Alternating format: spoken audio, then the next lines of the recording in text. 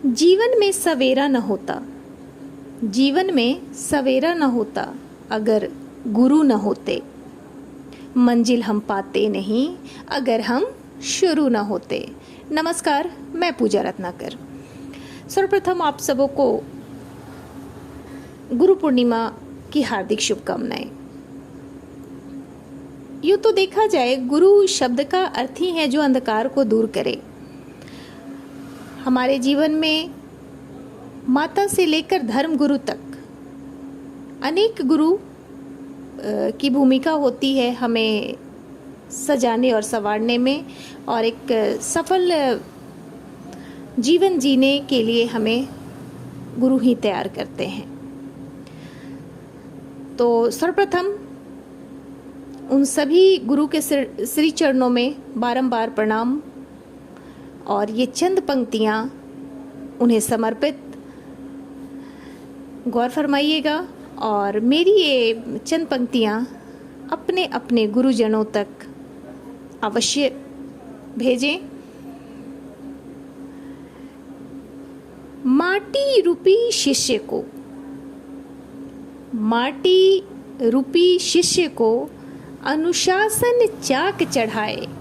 शिष्य क्या है? एक मिट्टी के लोंदे के समान है, और गुरु उसे अनुशासन रूपी चाक पर, जिस पर कुम्हार विभिन्न प्रकार के मिट्टी का बर्तन बनाता है, तो अनुशासन रूपी चाक पर वो लोंदे रूपी जो शिष्य है, मिट्टी रूपी जो शिष्य है, उसको रखकर वो आकार देता है।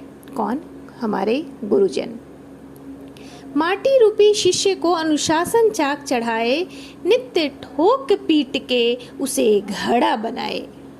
नित्य ठोक पीट के उसे घड़ा बनाए। नित्य ठोक पीट के कहने का तात्पर्य ये है कि बार बार उसे सही राह बताकर, उसकी गलतियों को सुधार कर मार्ग बताते हुए गुरु अपने शिष्य को राह दिखाते हैं। नित्य ठोक पीट के उसे घड़ा बनाए। परिश्रम के आग में, घड़ा ऐसे ही तैयार नहीं होता, उसे आग में पकाना पड़ता है। हम अच्छे इंसान, हम अच्छा कुछ भी कैसे करते हैं? जब कठिन परिश्रम करते हैं। परिश्रम के आग में उसे दिए पकाए। घड़ा बनाकर छोड़ नहीं देते, हमें आग में पकाते हैं। मतलब हमसे इतना परिश्रम करवाते हैं ताकि हमारा जो जीवन है कुछ न कुछ आकार ले ले। अच्छे ज्ञान और संस्कार का लेप उस पर लगाए। और ऐसा नहीं कि पकाकर छोड़ देते हैं, उस पर संस्कार और ज्ञान का लेप भी चढ़ाते हैं, जिससे हमारा व्यक्तित्व और निखर जाता है। कभी बाहर, गौर फरमाइएगा, कभी बाहर कभी अंदर से ठोक, कभी बाहर कभी अंदर से ठोक दिए इंसान बनाए। हमें बार बार पग पग पर समझा कर और एक अच्छा इंसान बनाते हैं। ऐसे होते हैं हमारे गुरुजन। इसलिए तो गुरु कुंभ और शिष्य घट कहलाए। इसीलिए तो गुरु को कुम्हार की श्रेणी में रखा गया है और शिष्य को घड़ा कहा गया है।